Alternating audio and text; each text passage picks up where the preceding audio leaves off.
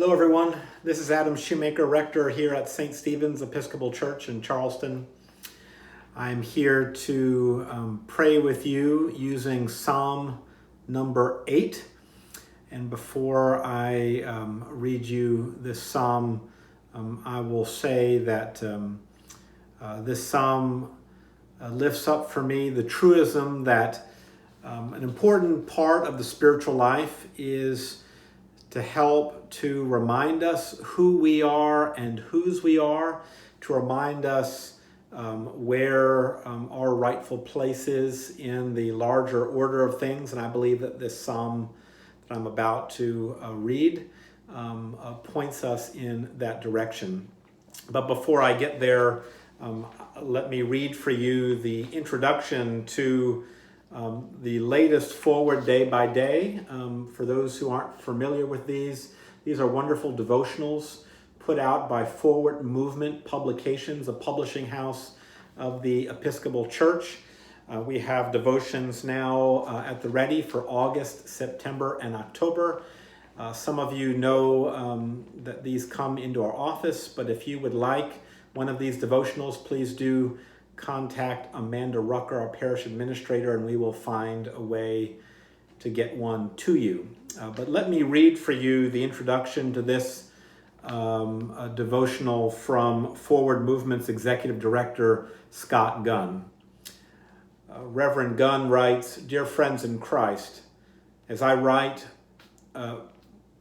months before you hold this issue in your hands, the news is full of crisis after crisis. Sometimes it seems that the world is spinning out of control. Of course it isn't, for God is still God, and God's love is still stronger than death. The power of God's love doesn't mean that we don't suffer, nor does it mean we are off the hook to solve the problems that we create. Rather, it means God accompanies us in our joys and in our sorrows.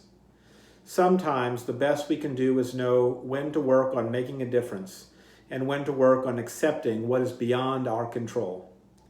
I commend to you a lovely prayer written by Reinhold Niebuhr.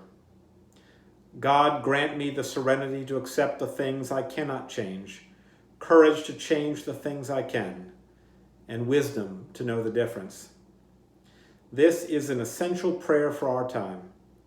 Let us all remember that God is sovereign, and let us do the work that God would have us do. And with that, friends, let me pray with you using the words of Psalm number 8. O Lord, our governor, how exalted is your name in all the world. Out of the mouths of infants and children, your majesty is praised above the heavens. You have set up a stronghold against your adversaries, to quell the enemy and the avenger. When I consider your heavens, the work of your fingers, the moon and the stars you have set in their courses. What is man that you should be mindful of him, the Son of Man that you should seek him out? You have made him but little lower than the angels. You adorn him with glory and honor. You give him mastery over the works of your hands. You put all things under his feet, all sheep and oxen, even the wild beasts of the field, the birds of the air, the fish of the sea, and whatsoever walks in the paths of the sea. O Lord, our governor, how exalted is your name in all the world."